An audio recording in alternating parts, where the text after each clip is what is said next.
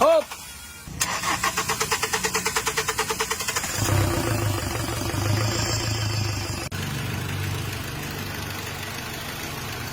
Amit na ginako si Boy Ula-Ula.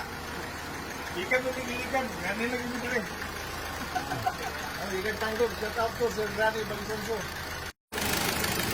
Urig ni siya. Muna yung concept ng urig. Lisa na ko ni Bago. Pero urig ni. Manong na dia. Hyundai gini. Yung resulta. Nagpalit pa dito ka ng regulator. Grabe, gahanak ito sa ahan eh. Tulo. Pila ka kapit ay duha. Amo ni original. Pero ang urig ani dili na murag mo nag-sil amo nang urig. Amo ni Ang original. urig niya. Kaya kani mo na akong gipalit nga isa pa gyud, plus. Ano yapon? Kita natin na halos lahat ng mga sensor ay napalitan na nila. Pero hindi pa rin na-solve yung problema. Palunga, palunga. Start.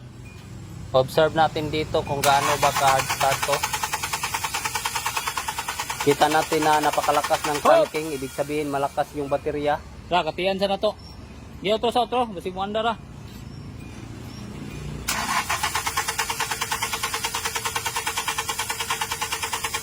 Okay. Ito sang katiyan. Ang ginawa ng may-ari dito, pag nagpaandar siya, gasolina yung pinangkatin niya, pero sa atin ay RC1. Hayaan natin yung mga nagsabi na bawal daw yung kati. Panadiro naman kasi yung mga yan. Start. Tayo mekaniko. Yeah, fire.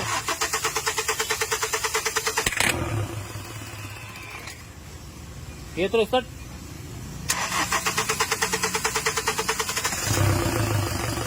Ito yung isusolve natin ngayon. Maraming dahilan bakit nagkaganito at nag-hard start yung sasakyan natin. Pero kung gusto nyong matuto, panoorin nyo lang tong video natin at tapusin bago kayo mag-comment.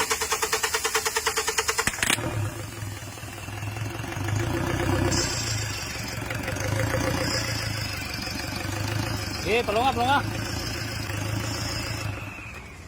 Dahil sa hard trouble tong unit natin, gagamitin natin yung pinakamalakasang tester natin dito. Dahil sa sobrang hard talaga yung trouble ay hindi kinaya ng tester natin. Kaya itinapon ko lang muna. Ginamit ko na dito yung pinakamalakas kong tools. Ito yung pinakamahal na tester na ginamit ko. Isang sight ko lang dito ay kita agad yung problema ng sasakyan. Wala pa ang isang minuto, alam ko na ito yung mga sira. Kaya tinira na agad nung kasama ko. Sasabihin na naman nung mga magagaling dyan na madali lang daw tong i-trouble kasi lahat ng sensor ay napalitan na. Kunti na lang yung hindi pa napalitan. Madali lang naman yan. Pag nangyari ito sa inyo ay palitan nyo na agad kung ano yung gusto ninyo. At gumawa din kayo ng video nang may mapanood naman kami at matuto rin kami. Siyempre ang ginawa namin dito ay tinis lang muna namin tong pugsit-pugsit. Medyo malakas yung backlick natin dito. Kaya na po. Tatlong injector lang muna yung ginalaw namin dito. Kusog yung return pero kusog na sa diyan siglit. Sige. Bali hindi namin sinama yung injector number 1. Okay. Right. Pagkatapos matis ay ayan, bumili tayo ng bagong injector. Tatlong injector lang muna tong binili natin. So itong isa ay hindi natin sinama. Sa tingin ko kasi ay medyo kaya pa yung isa. Para naman makasave din tayo ng kunti.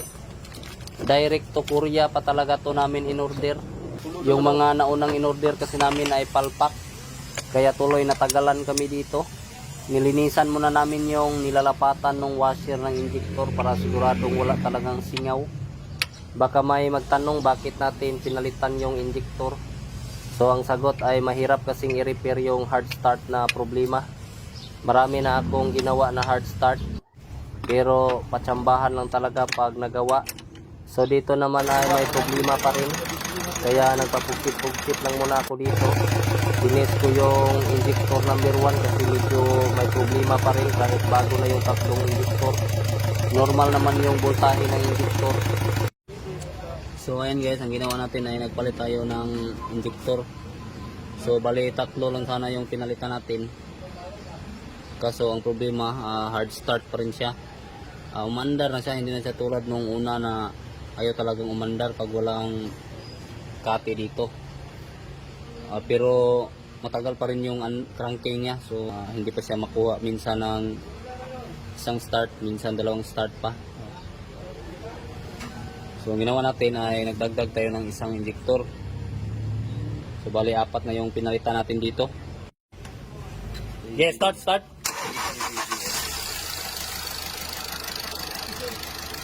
So ayan guys. Okay, pulunga.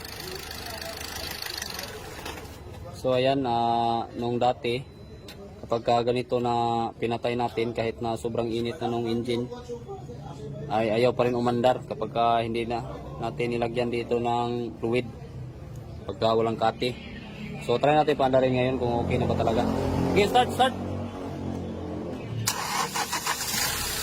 Yun. So nakita natin na 1 click na talaga. Okay, palunga. Okay.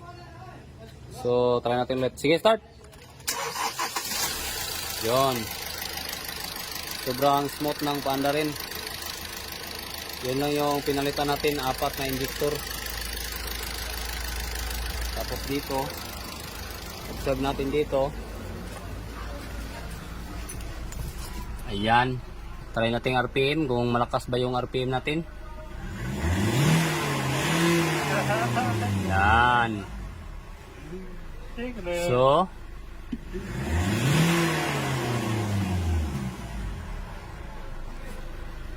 malakas yung power ang engine natin, tapos 1 click na yung andar. So goods na talaga. Try natin paandarin. Yun. So kitang kita talaga na solve na yung hard starting natin. Okay. Rotis. Siyempre hindi matatapos yung trabaho natin pag hindi natin napatakbo. Guys, rotis na tayo. Pakita ko lang muna sa inyo yung Orokita. So ito yung kapitol namin dito. Maganda dito mamasyal, lalo na pag kasama nyo yung jowa nyo. Pero kung wala kayong jowa ay pangit talaga dito magpasyal-pasyal. Mas mabuti pang umuwi na lang kayo. Lista na ng clutch lining niyo. Mutong ang ano.